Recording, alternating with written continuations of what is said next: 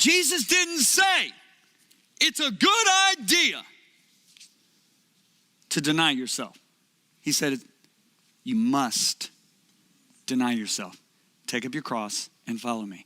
What does it mean to take up our cross? You can find that in Galatians 2:20. Paul said, I've been crucified with Christ.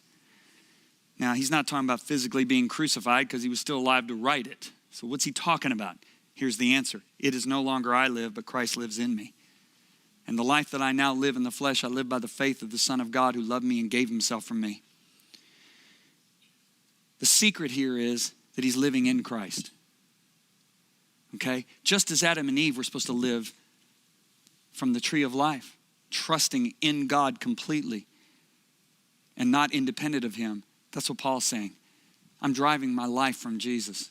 See, because, a lot of times when people hear deny yourself, take up your cross, they think deny yourself is deny yourself and take up your cross is deny yourself. No, it isn't. Take up your cross means I'm going to live the life infused by him.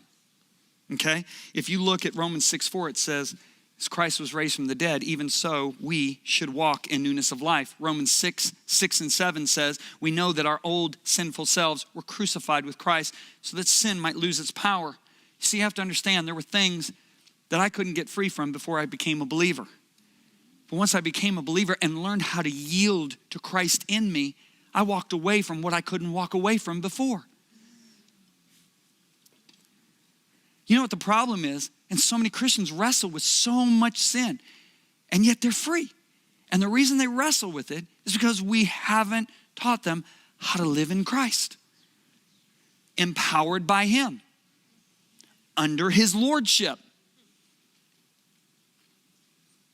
I'm fully convinced people are frustrated with Christianity because they're sold a gospel void of lordship, and so now it's a powerless gospel.